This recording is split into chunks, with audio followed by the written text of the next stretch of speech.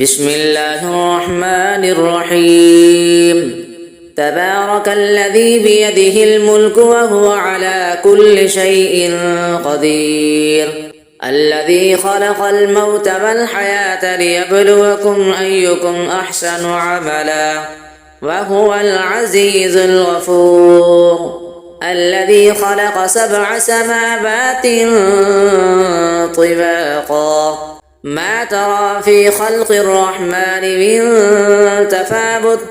فارجع البصر هل ترى من فطور ثم ارجع البصر كرتين ينقلب إليك البصر خاسئا وهو حسير ولقد زينا السماء الدنيا بمصابيح وجعلناها رجوما للشياطين وأعتدنا لهم عذاب السعير وللذين كفروا بربهم عذاب جهنم وبئس المصير إذا ألقوا فيها سمعوا لها شهيقا وهي تفور تكاد تميز من الغيظ كلما ألقي فيها فوج سألهم خزنتها ألم يأتكم نذير قالوا بلى قد جاءنا نذير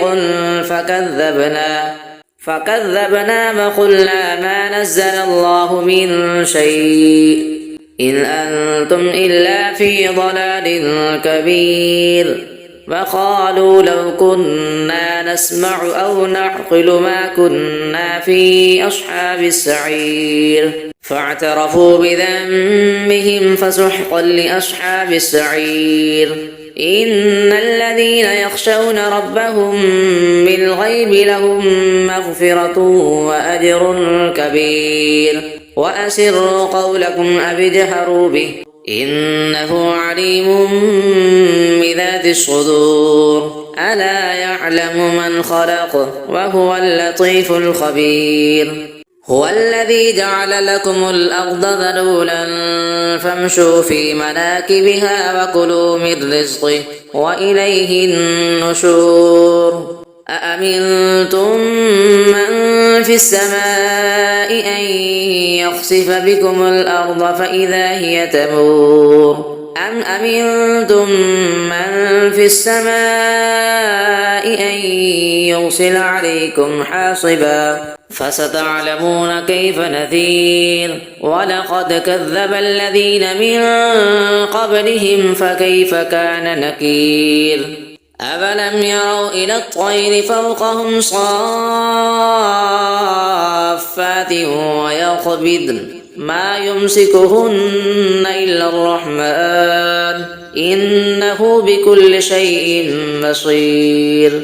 أمن هذا الذي هو جند لكم ينصركم من دون الرحمن إن الكافرون إلا في غرور أمن هذا الذي يرزقكم إن أمسك رزقه بل لجوا في عتب ونفور أفمن يمشي مكبا على وجهه أهدى أمن يمشي سويا على صراط مستقيم قل هو الذي أنشأكم وجعل لكم السمع والأبصار والأفئدة قليلا ما تشكرون قل هو الذي ذرأكم في الأرض وإليه تحشرون ويقولون متى هذا الوعد إن كنتم صادقين قل إنما العلم عند الله وإنما أنا نذير مبين فلما رأوه زلفة سيئت وجوه الذين كفروا وقيل هذا الذي كنتم به تدعون قل أرأيتم إن أهلكني الله ومن معي أو رحمنا فمن يجير الكافرين من عذاب أليم قل هو الرحمن آمنا به وعليه توكلنا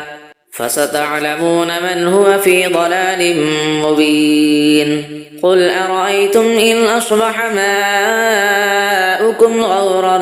فمن يأتيكم بماء معين الله ربنا ورب العالمين صدق الله العظيم.